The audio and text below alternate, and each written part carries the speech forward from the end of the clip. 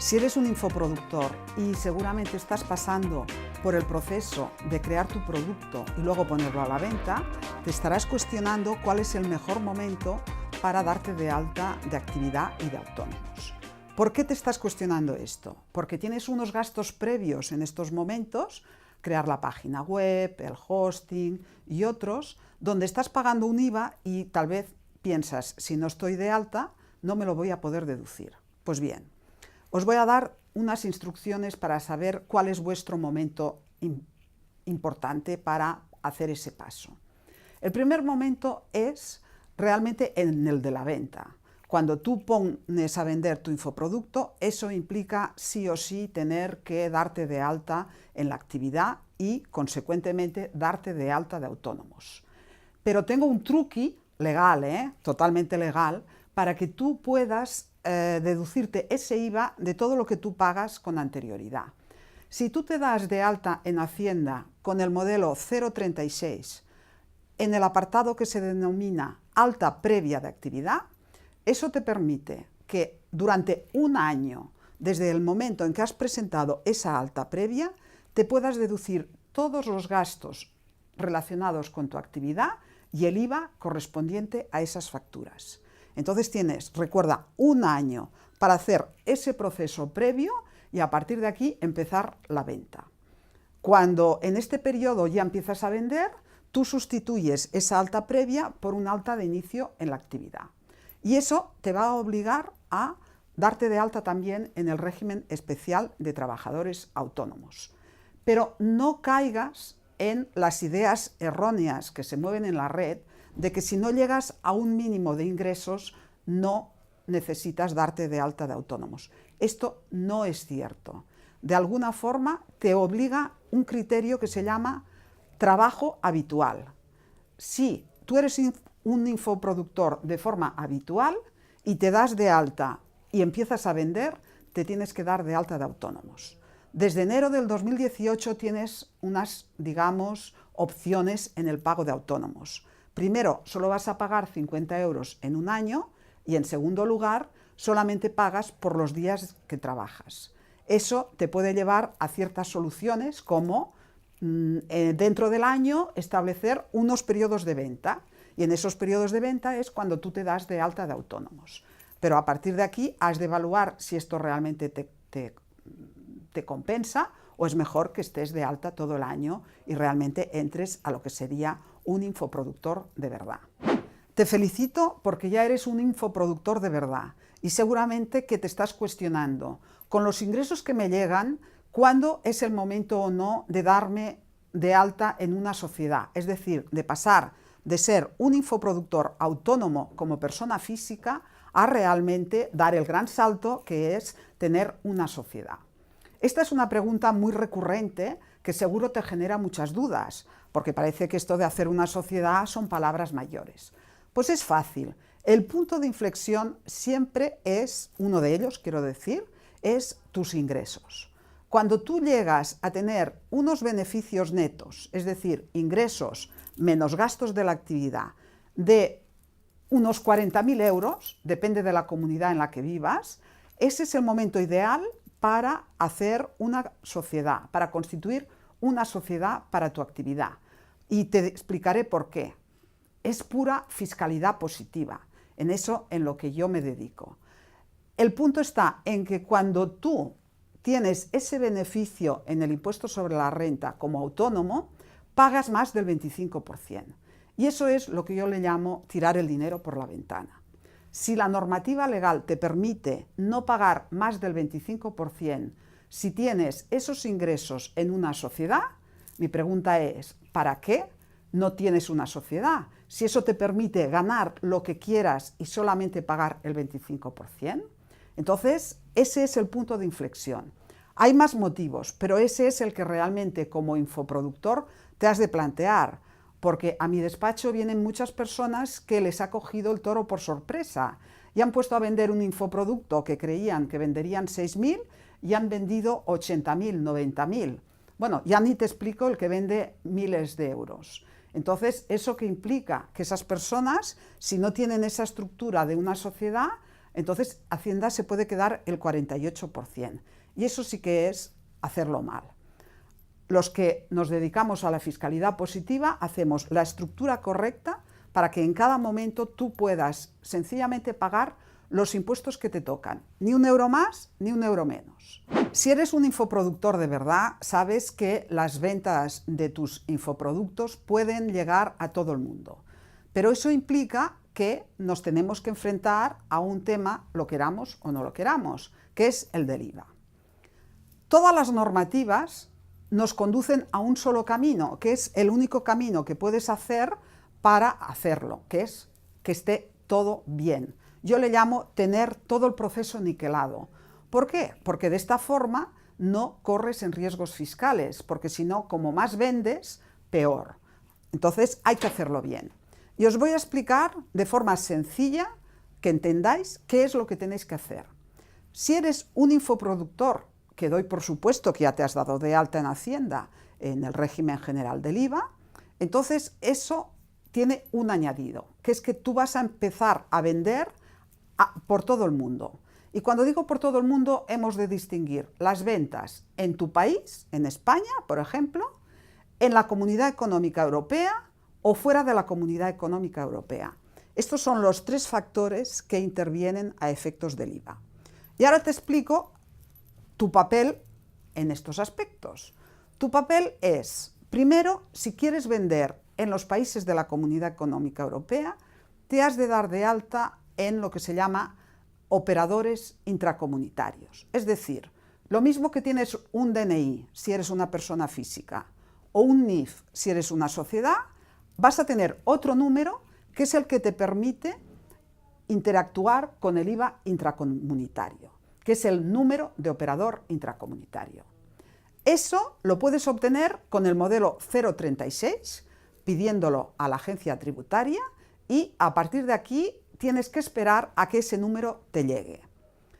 Nos estamos encontrando en que ya sabéis que la agencia tributaria no tiene demasiados conocimientos en estos momentos de cómo funciona este mundo online, y hay cosas que les parecen como muy extrañas.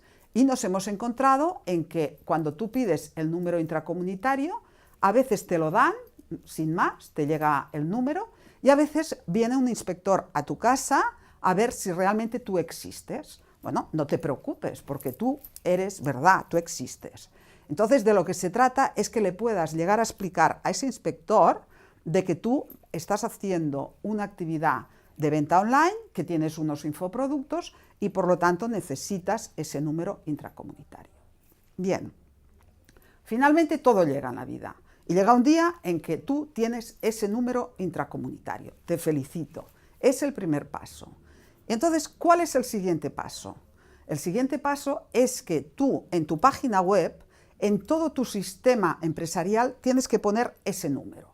Y a partir de aquí has de utilizar una plataforma que te garantice que esa venta online pregunta al comprador dónde está ubicado.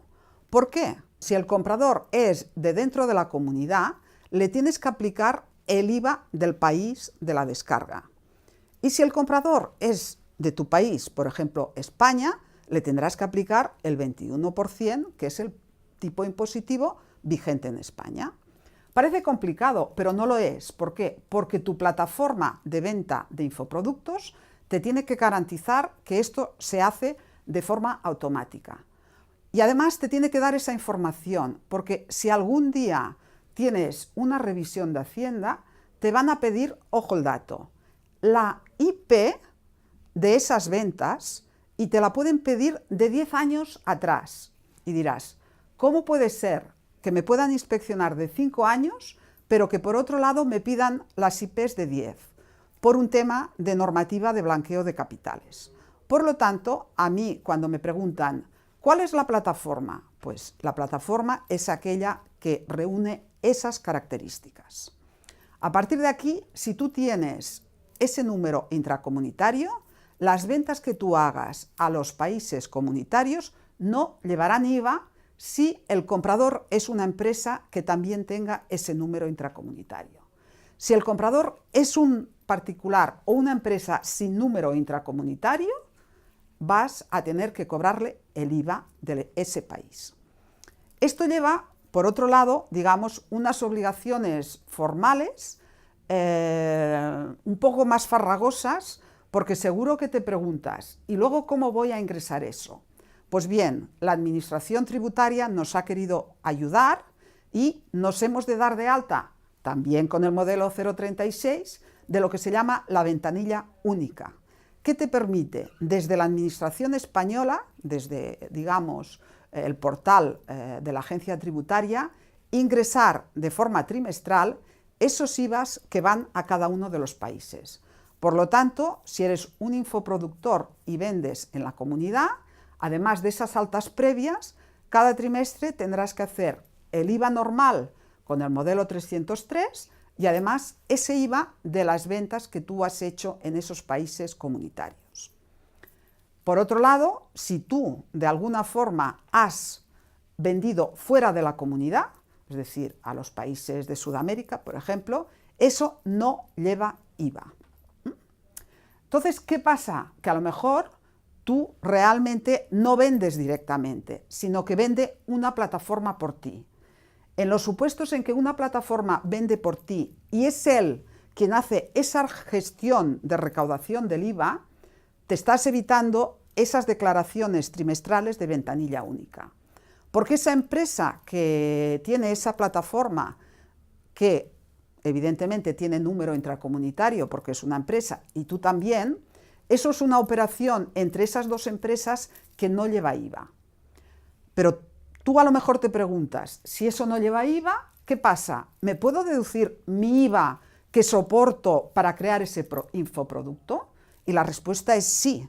Tú te puedes deducir tus IVAs sin ningún problema porque tú estás dentro del sistema del IVA, pero sencillamente vendes a una empresa intracomunitaria y esa venta no lleva IVA en sí mismo porque le es aplicable el sistema comunitario. El tema de la normativa es que es constante en su variación. Tenemos una norma establecida y luego nos lo cambian. Y más cuando hablamos de normas europeas que de alguna forma están en constante evaluación y por tanto cambio. Pues bien, uno de los momentos históricos es el que vivimos ahora con la entrada en vigor en mayo del 2018 de la nueva reglamento de protección de datos. Bien, seguro que esto te suena farragoso, que cada vez que de alguna forma estamos hablando del tema, tú te crees que esto es un copiar y pegar que está dentro de la web y que no le prestas demasiada importancia. Pero esto ha cambiado. El sistema es nuevo y es necesario que tu empresa y tu web estén adaptados a la nueva normativa. Y yo estoy satisfecha de este cambio porque creo que nos ha de servir para una toma de conciencia. Las normas cuesta entenderlas, a veces hasta me cuesta a mí, que me dedico a esto, pero finalmente le he encontrado el truqui a este tema de la protección de datos. Y no es nada más que tomar conciencia que nosotros, a través de nuestro negocio, estamos captando una serie de información de personas, a veces incluso de menores. Y eso tiene un valor.